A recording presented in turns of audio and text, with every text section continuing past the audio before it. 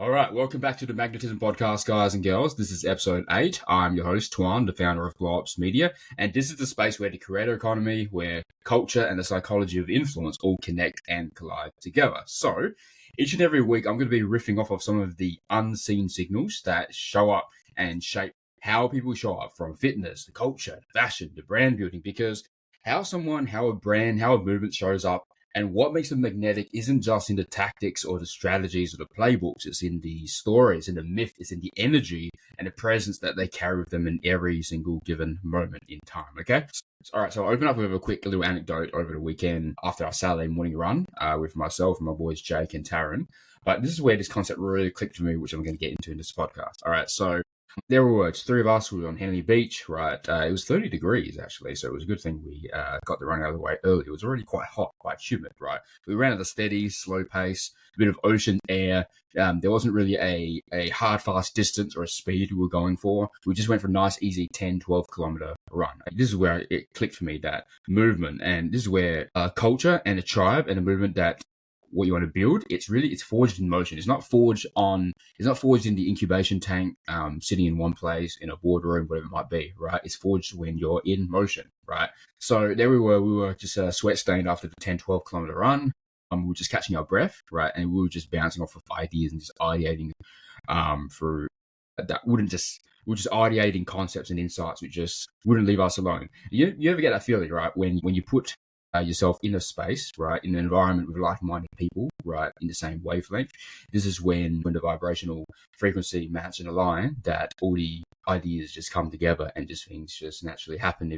That wouldn't happen if you were to go about things yourself, right? This is one of those moments there. So somewhere between kilometer number 5 and cooling down, right, it just really dawned on me, it really hit me that movements don't start by just opening up a Google Doc or a mission statement or going ChatGPT to help you, right? It just really starts with rhythm, okay? It really starts with that movement there. And it ties back to the fact that you move first and the clarity comes later, right? You don't, actions lead to insights more often than the other way around. And that's when I realized there were two currents that shape everything that we build in life, right? Which is the forge and the flow. And the way I like to conceptualize it is that the forge is like your discipline, is your structure, your repetition. It's the shared bond and connection that comes from collective shared suffering, shared hardship, right? It's the masculine current that hardens you through pressure. And there's the other side of the spectrum, which is the flow, is your expression, your beauty, your magnetism, right? That's the feminine current that turns the effort into something beautiful, into art. So the forge builds the body of movement and the flow gives it that soul. And when both currents meet, that's where the culture happens. So when you look at it from the outside, it just look like, it could just be, so I see two ways of looking at this, right? There's no shortage of run clubs throughout all across the country, right? And there's also no shortage of business meetups, entrepreneurial incubators, accelerators, masterminds, etc. Right? By itself, it can just look like just the activity by itself, right? But it really wasn't just a catch up or a running and so forth, right? It wasn't just a meeting; it was a moment there. Because out there, pounding the pavements of Henley Beach, right through to Glenelg on the way back, the ideation starts to breathe and it starts to take on a life of its own. Okay, and so while we're out on the run, there was a very interesting concept that was Jake threw out here.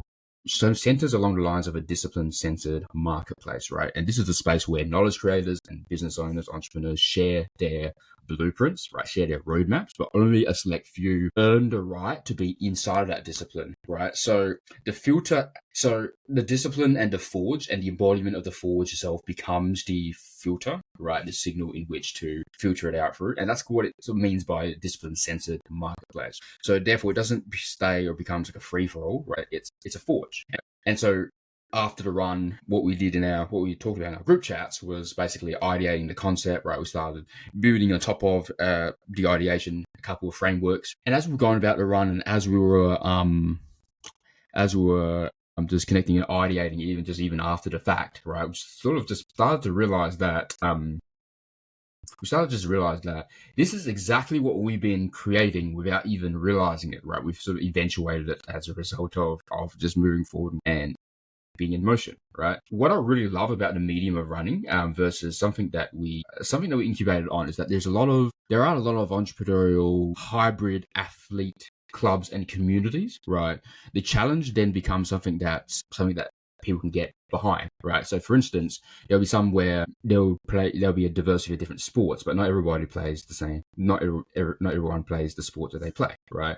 So what I love about running is running ties it back to a universality, which everybody can get behind. Okay, running also does this beautiful aspect of lowering the ego barrier, right? Something that Wim Hof actually said in regards to ice, which is going to repurpose for the trails of running. He said the ice will expose you, right? The cold will expose you in the same way that the trails, the roads, the mountains that you run and you pound the pavement on, the roads will expose you, okay? And that's where you want to leave your ego outdoor and you leave it.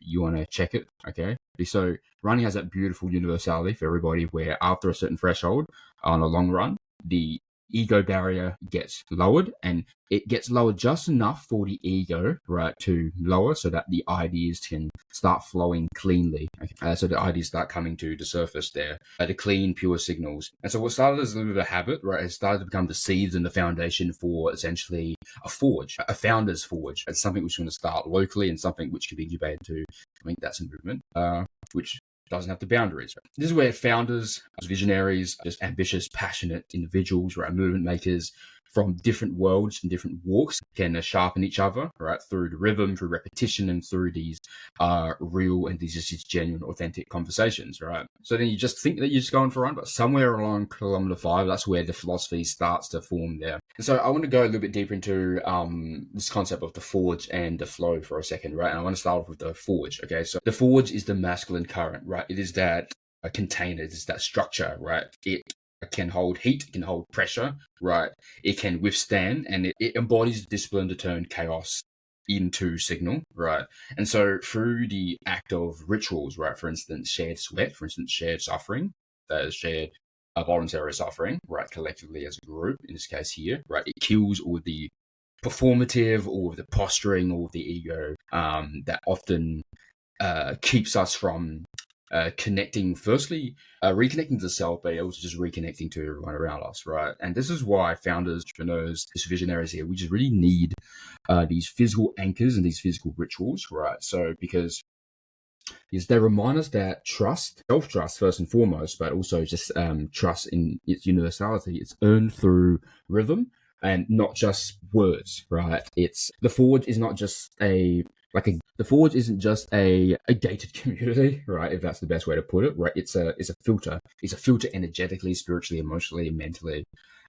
Right. It's essentially discipline-censored, right? So it's not gatekeeping for any sense of any hierarchical sense, right? So only those who are willing to enter the fire, right? Only those who are willing will feel like they belong there and they feel where they will resonate, right? And it self-selects the people who don't resonate out by default, by a matter of its existence, yeah? And when you look back through history and you look back through tribes, communities, and how these movements have been formed, it shows up in the same patterns over and over and over again. So they say history doesn't often repeat, but it often rhyme. And so when we're talking about wanting to reverse engineer the patterns of history and the patterns of culture, it's a lot of times about seeing what has worked and what has had resonance throughout millennia, and then applying it to the modern context, modern era in which you live in which you embody. So I like to sort of imagine an example, like take for instance the Roman Empire, right?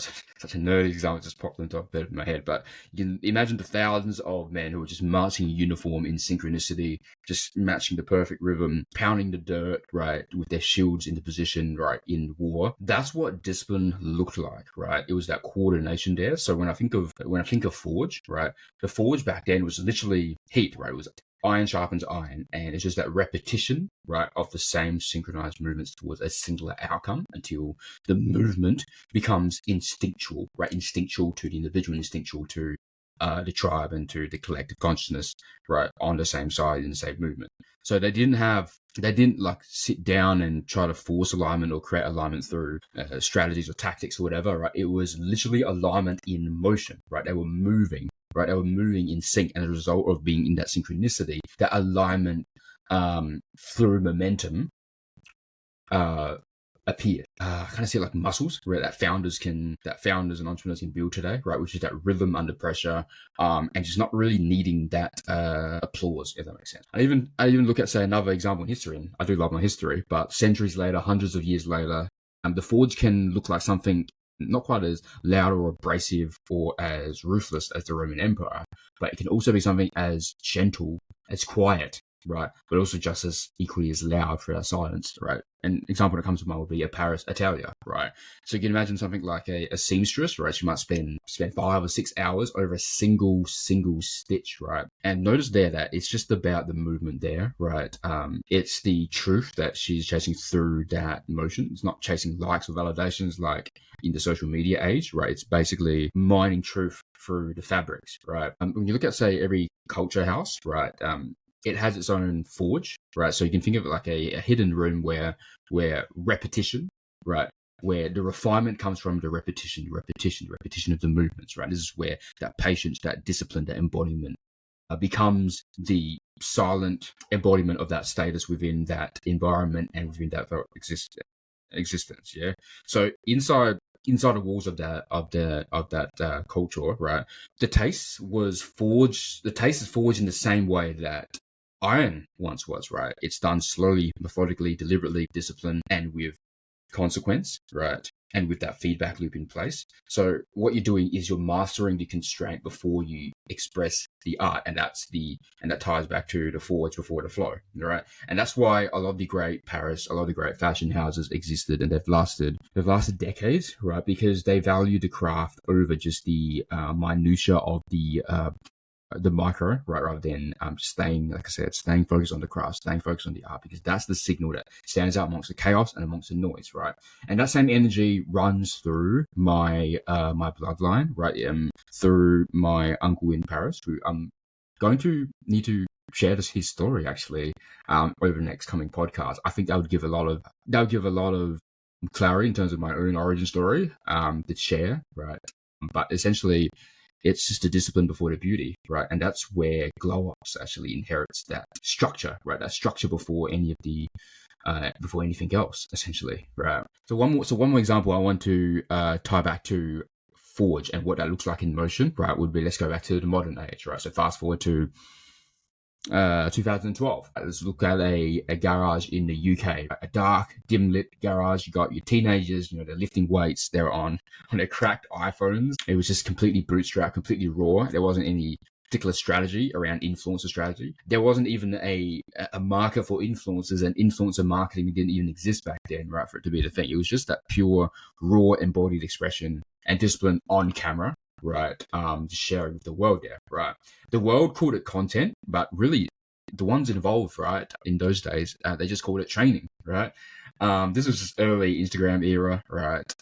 This is when YouTube content creation was still a little bit more in the earlier days, right? And a lot of those early Gymshark athletes, they didn't set out their way to chase some kind of validation or culture or some performative act around it, right? They just lived it, they just breathed it, they just became it, those things, right? And so the forge in this sense became a repetition, right? Repetition through the reps, right? It sells, and that lifestyle then became the marketing, all right? And so that's the modern forge, right? The craft that you live in and the craft that you execute day in, day out, right? That's disguised as consistency.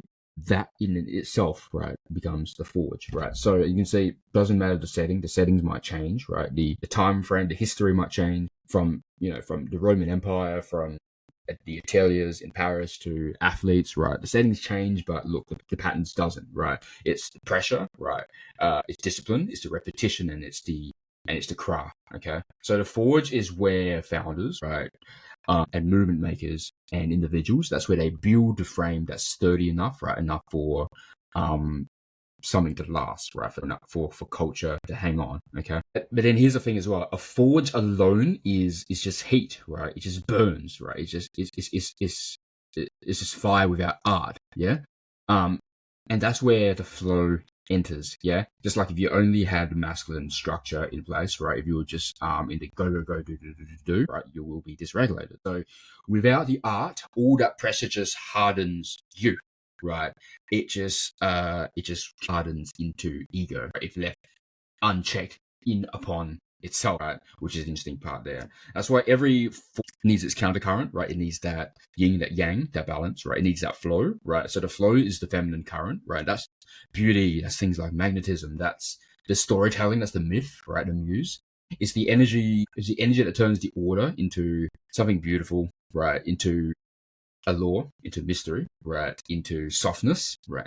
And it turns a lot of the structure into something that magnetizes, right? That just breathes life into everything, right? If the forwards just builds the muscle, then the flow makes it the dance, right? Okay. So if the forwards is a warrior, then the flow makes it the lover there. So you imagine the nature of flow. But think of flow like oxygen, okay? It's what allows you to exhale and to balance out the forwards. So flow is the moment, right? It's the moment where the rhythms you move through becomes art, it becomes music, it becomes cinematic, right? The repetition itself becomes a beautiful dance, becomes ritual, right? And this is where your strategy, your masculine structure, you give it meaning and give it story, right? It's the energy that makes things feel alive again, right? And that's why the same structure that keeps a run club consistent, it's the structure that makes a brand iconic, because rhythm breeds trust, and the trust is what makes that art possible. It's what makes it even possible to dance and to come out and to flow. Yeah. So the magic isn't in the chaos, right? It's in how you refine it. It's in how you channel it. Yeah.